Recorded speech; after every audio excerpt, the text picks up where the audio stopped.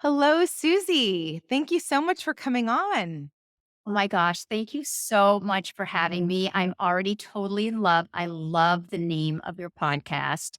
Who does not want to live an extraordinary life? So I can't wait to dive into this conversation with you. Fabulous. All right. I would love to ask you this. What does it mean for you to live an extraordinary life? Mm.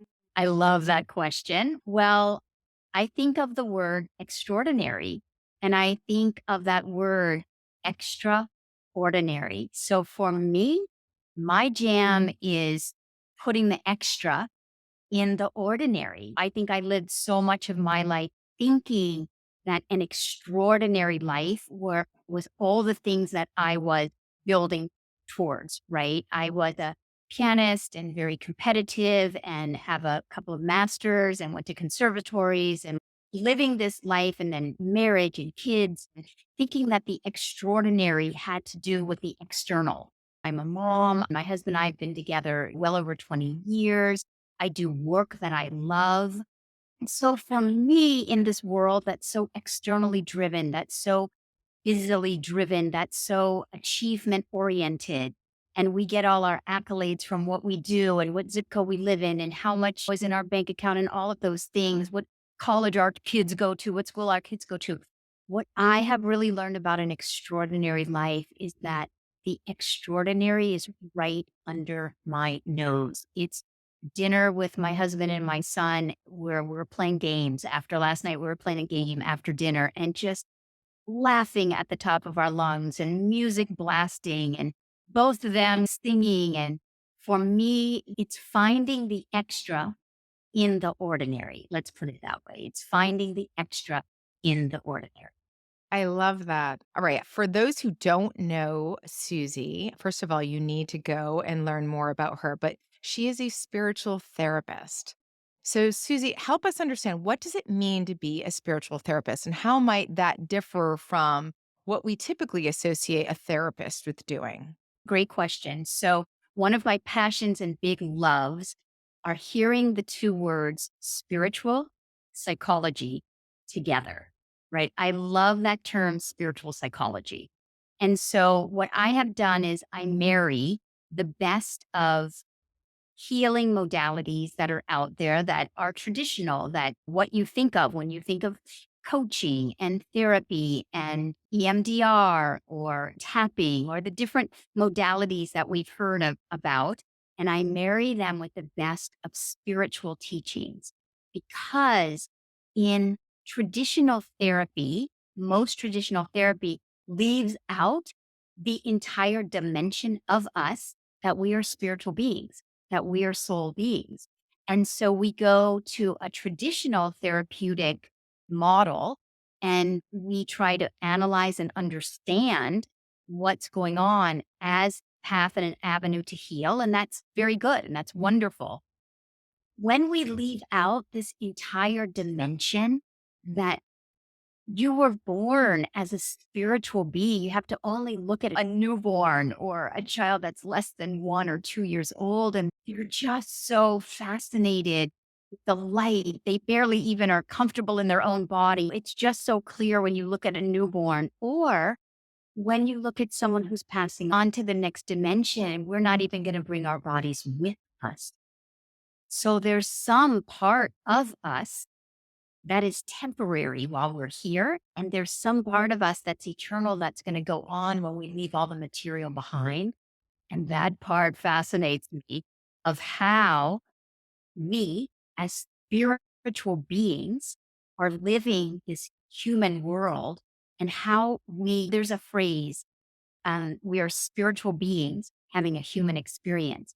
I live by that phrase. But what I've also found with my clients is that in all of us, really, we're spiritual beings and we're longing for spiritual experiences while we're here on earth. We're longing for peace and joy and harmony and connection and inspiration and creativity and the extraordinary. And so to me, a spiritual therapist is someone who assists you to connect with your most authentic self, your spiritual self, your worthiness, your sense of worth and deserving and abundance and joy, and then assist you of how to clean up anything that gets in the way of that and how to live your most authentic life.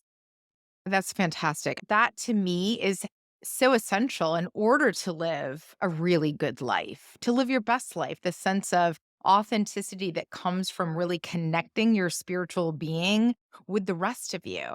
Because I think so often the most unhappy people, the most disconnected people are often the most intelligent, educated, highly experienced worldly people, but they've spent so much time either academically focused or what have you, that there's this complete neglect of the Yes, spiritual side, almost as if it was, I don't know, I don't want to say a weakness, but like that's something that's over here. And I need to really spend my time cultivating my brain and my thinking, my logic, the pragmatic side.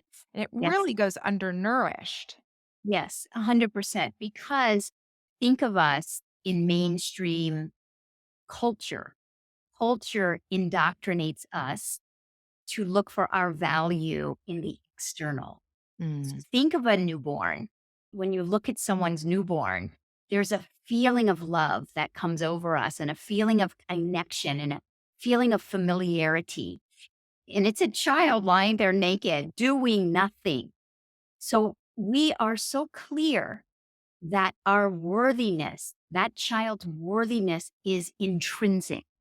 Just from looking at that child, we get this sense of awe, really. So a child comes onto earth and has to do nothing to have its worth be recognized.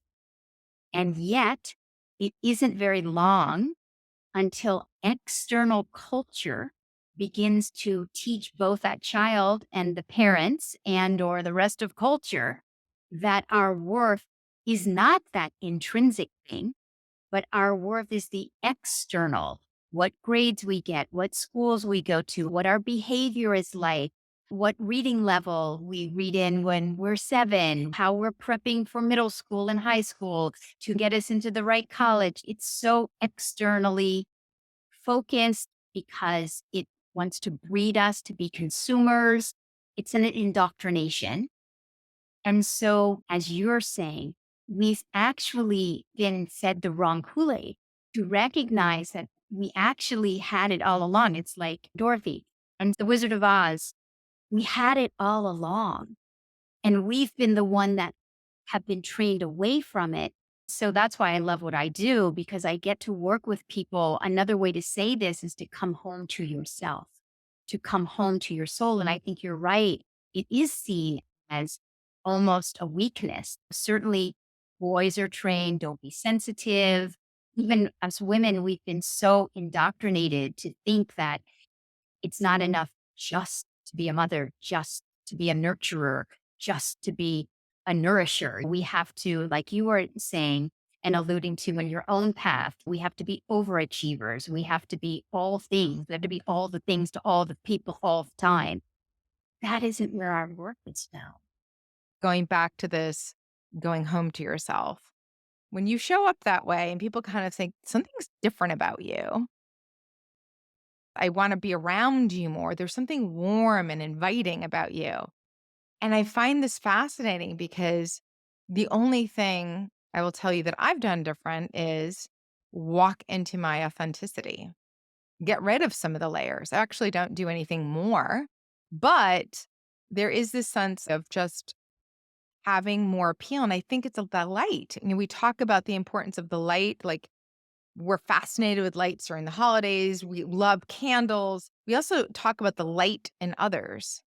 When you have lightness, when you seem happy, when you seem that you're lit from the inside, people are drawn to you. They're not sure why, but they're drawn to you. And sometimes they're perplexed. I don't know what it is about you. It's not that you've done anything all that extraordinary, but I'm drawn to you. There's something about you.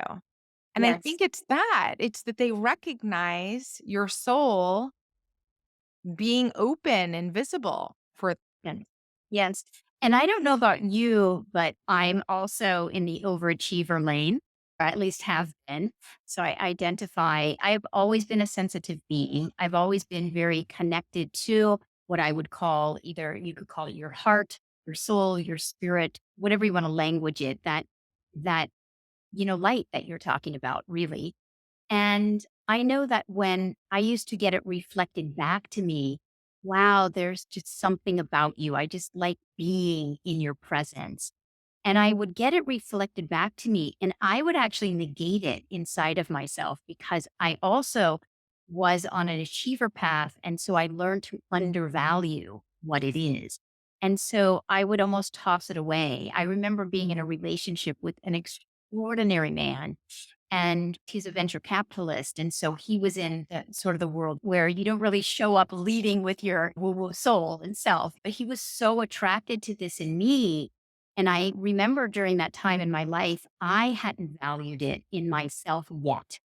And so there was a disconnect. My practice is global, but I live in LA. So I've worked with everyone from Grammy Award winners to Academy Award winners to moms who are stay at home moms, single moms. Like I worked with the gamut. And what I feel so fortunate in getting to peek behind the curtain is what you're talking about. One is looking for the same thing. You can have Academy Awards on your shelves, and I know people who do, and still feel like I really want to connect. Like I'm not happy. I'm not content. I have all the things, right? I have all the things, but I want you have, which is this simple inner connection.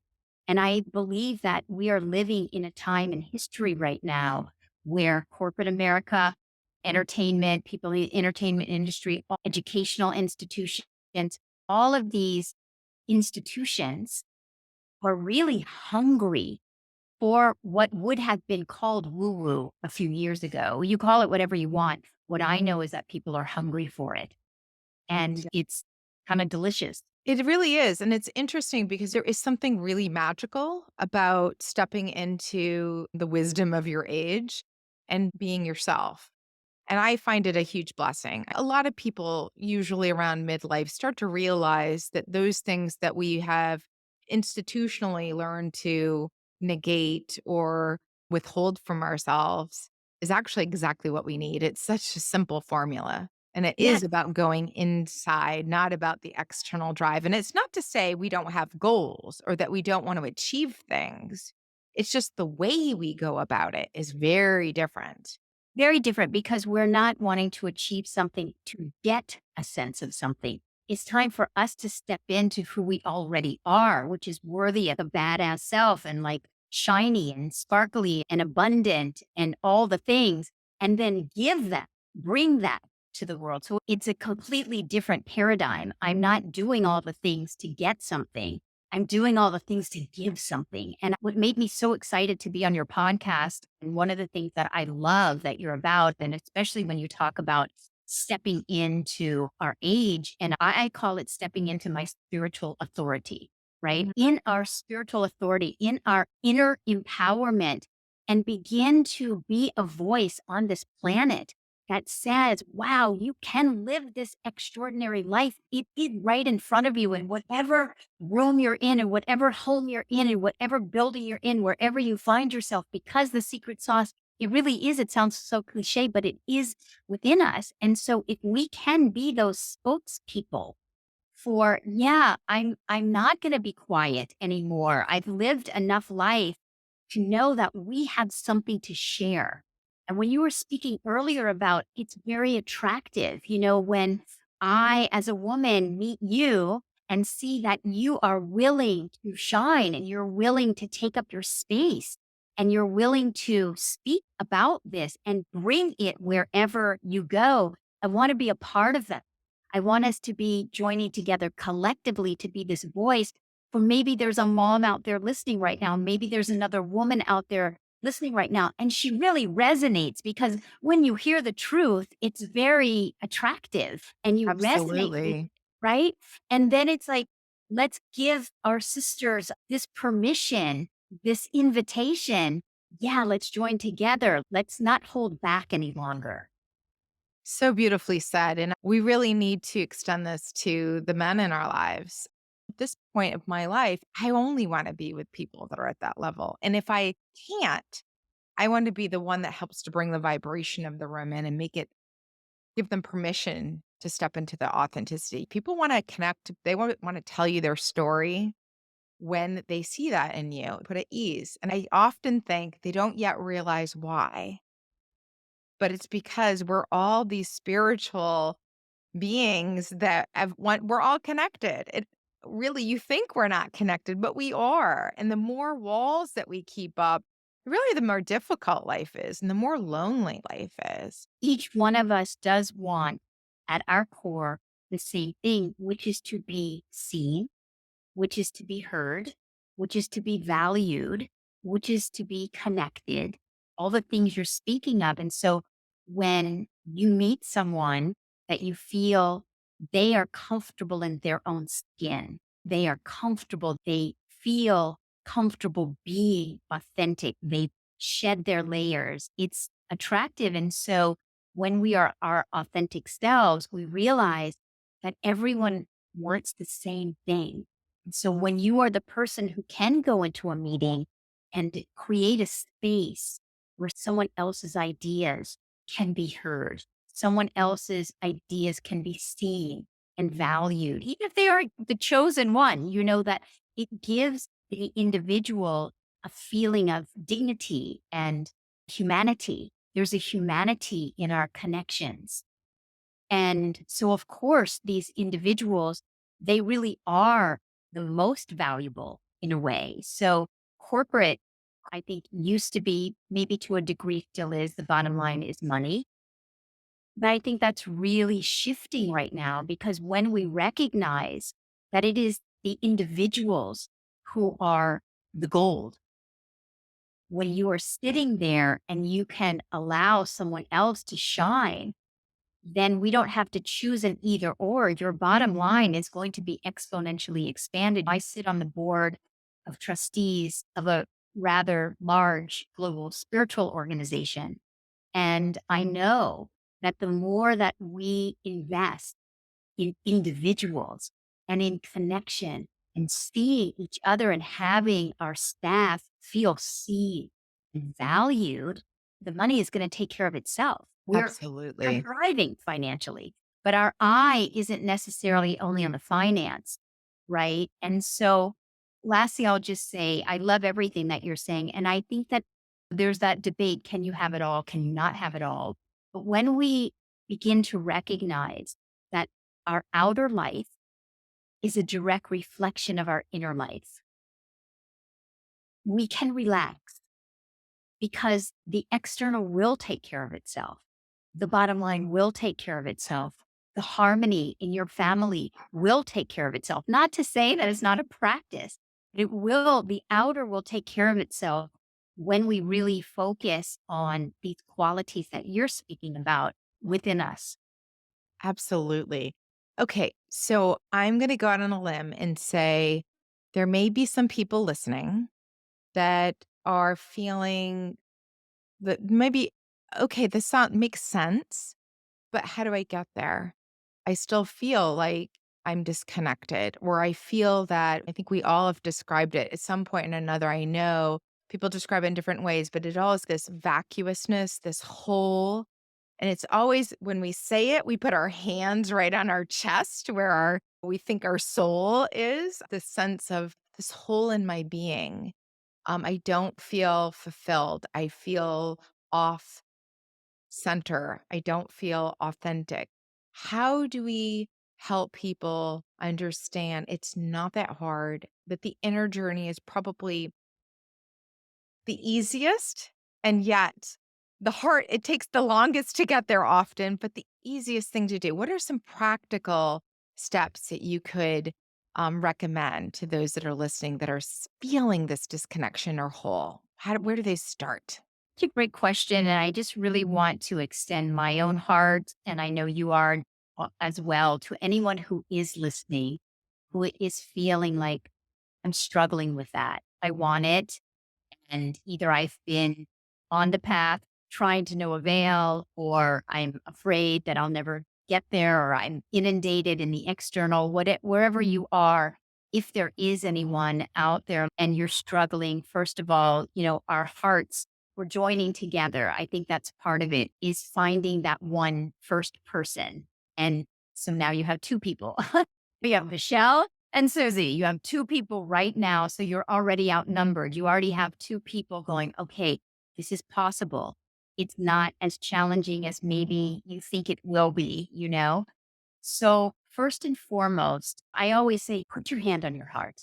And you can be in the middle of a business meeting, or you could be in the middle of your child arguing for more screen time. You could be in the middle of like your husband, like, where's dinner already? You could be in the middle of a traffic jam.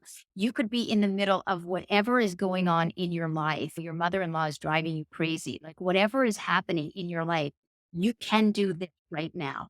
You can place your hand on your heart as intentionality of saying that external thing is happening. I cannot deny that it is happening. That is what's happening right now.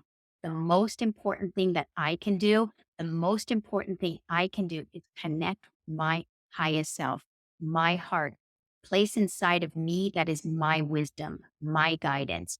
And maybe you don't even get that far. You just say, I'm going to connect with me so that I don't get lost in the chaos and the swirl of what's going on around me. That can be you with your child, you in a meeting in business. It can be someone in the entertainment industry trying to get their script sold. It's that, yes, I can't control the chaos around me. I can and I have placed my hand on my heart in so many conversations with my son around screen time, curfews, friends, you name it. He doesn't know what I'm doing. He Right. just know that I am connecting with me. So that's the one thing. I mean, I always have some kind of jewelry that no one else knows. This piece of jewelry, no one else knows.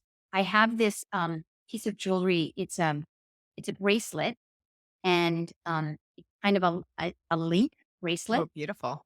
And I wear it because it reminds me that this very bracelet can imprison me in these chains, or this very bracelet can remind me that I am free, right? So you can have very practical, you can have a piece of jewelry, put your hand on your heart. Another thing that I highly, highly, highly, highly, highly recommend, get yourself some playlists. It Ooh. sounds so simplistic, but I'm telling you, you start listening to like Lizzo and Adele and whoever you listen to, that is empowering you, that is, Alicia Keys, like whoever it is that I have a playlist and it's called Empower Inspire, and it's inspirational, it's empowering. I just, I take a hike and I listen to it and my husband and I always have this thing. We leave our house in one state of consciousness. But when we walk 5 miles or we walk 5 minutes, it doesn't matter. And once we walk back in, so music, nature, these simple things can get I guess what I'm trying to say is what you want to do is you want to move from your head to your For heart. your heart. And whatever it is in your life that will make your heart come alive, it will be different for different people. It's nature for somebody, it's music for someone. It's reading a book that isn't an intellectual academic book. It's maybe reading a book that's full of poetry. Maybe it's reading, I wrote a book, it's called The Motherhood Evolution, and it's for moms. And I wrote it, it's a small book. I wrote it to be a bedside table book so that or mom can stick it in her purse, like you were saying, you live a lot at soccer games and you're a Oh, soccer yes. mom. So a mom can stick it in their purse. And I wrote it so that you could just read one paragraph. And if all you had time for was to read a 3-minute paragraph, what you would feel is that you would feel that you are nurtured. So I say, don't try to conjure it up from the inside out of you. Allow yourself to be the receiver, to be nurtured, whether it's from a book, whether it's from music, whether it's from a girlfriend, whatever it is. I teach a lot of online courses, and in them, I always do guided meditations, 3 minute, 5 minute, very short, so that you don't have to conjure it up. You can receive this, and it will start speaking to the part of you already knows. And you will start going, oh, that's why this feels so good. Oh, that's why I love this so much. And it's like working out at a gym. You're like working out that heart muscle, working out your spiritual muscle, and it starts to take over, cliche as that sounds. So those are my practical. I really appreciate you elaborating because I've had this intellectual conversation with quite a few colleagues who I think are, first of all, incredibly good at what they do and very smart. And I love them to pieces. But there's this sense that the more you grind, the better you'll do. And I once subscribed to that, nearly killed me. And I've fallen into those relapses of that throughout my career. But what I have realized is that taking care of yourself, which means rest, it also means happiness, spending time doing things that you enjoy. So, all the things you were just saying, really seeking out joy in my life as a primary activity. It's on my list of things I think about a lot, is important in order for me to be the most productive, the most creative, to be able to give the best of me. And it's so converse to what we are taught. And still it's counterculture. It's getting more acceptable, but it's still fairly counterculture. We dig in, right? When we feel like things are slipping away, you might lose an account, a client might not want to re-up. The first thing you do is people panic and they dig in deeper and they chase. And I do think that there's a growing sense that that's the moment for serenity. That's the moment for actually going more inward, to stop chasing and to be, I love your word, in receipt. And in fact, that's my word for 2023, to be in receipt. And I think it's so important. And collectively, there are so many people who haven't quite gotten there, but if they could transform entire industries, could transform, frankly, in generations. It's something, my son, I'm grateful. I'm sure your son is very similar, having watched his mother evolve over time, has grown up with a sensibility that I did not have as a young person. And he gets it when things get real rough, school's pressure is high, there's a lot of studying that's going on, exams, big games. First thing he does is the AirPods go in, the playlist goes on. He says, I got to go for a run. I got to go for a jog. Got to get out of my head and I gotta feel good. I gotta feel good, mom. I'll be back. And I think it's just such a beautiful thing. Exactly. You're so speaking my language. I really want to get back to the conversation about raising boys. So let's not forget that. We could clearly talk for hours, but I really want to speak also to what you're just talking about here because it's so important. Especially, I loved your question if anyone is struggling into that, how to get into this, because it does seem counterintuitive. But what we know is that path to productivity is not as linear as we think it is. The path to real productivity, the path to real achievement, like you were saying, goals are important. We want to live a thriving life. This is not an either or conversation. If there has ever been a both and conversation, this is it. Yep. It's the which part are we going to allow to lead us? And so we are indoctrinated culturally to believe that achievement comes from the linear. And like you're saying, digging your heels in, whereby what we know about anyone who really has made a huge contribution on this planet, they lead with the creative because the creative ultimately does affect the bottom line, your productivity, your ability to achieve. So your son is just spot on, put on your AirPod. That's why I said playlist. I had a client, interesting. He is huge vice president at a giant one of the entertainment platforms that we've all heard about. And in working this year, his a lot of his intentionality was this paradox of allowing himself not to dig in so much, allowing himself feed himself, to really feed himself. And he went on a journey of really wondering if he was going to get fired. This is true story. Um, like that was a possibility. But he was finding so much inner aliveness and inner fulfillment that he began to realize that he would either find another job because he was really starting to feel fulfilled in his entire life. And then he was bringing that into his job, right? But he didn't know how it was going to, be perceived. Well, cut to, I want to say just 2 or 3 weeks ago, very, very, very currently, recently, got a huge promotion. I love this story Completely already. unexpected. And it was literally completely unexpected. It's this paradox that you're talking about. It's this irony that you're talking about. It's giving ourselves the permission, and we have to be so careful. It wasn't that he cared less. It wasn't that he was coming to work and he just didn't care. It was the opposite. It was that he was filling his life so that he would bring a life force with him, but he was becoming unattached to what it was going to look like. And then I have another client who's in the same industry and got passed over.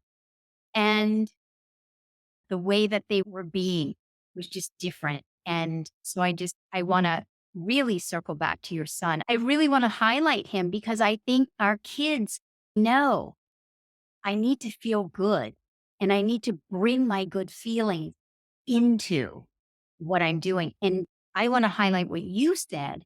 We have power to change industries. We have power to change institutions.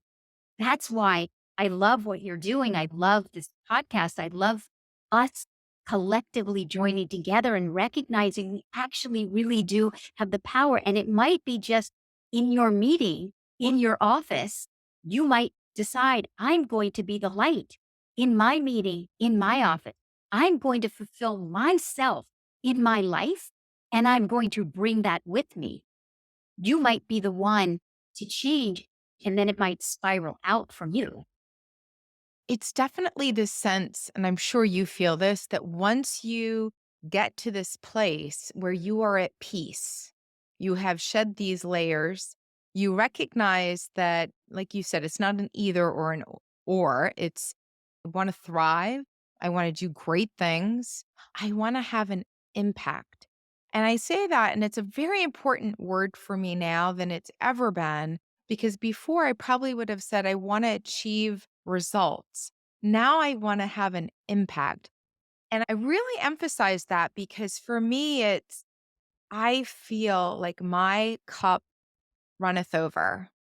I Mhm. feel so filled. And it sounds cliche to say I feel blessed, but once you start walking in the light, you don't want to get out of the light. So it's easy for me to discern when something does not feel aligned.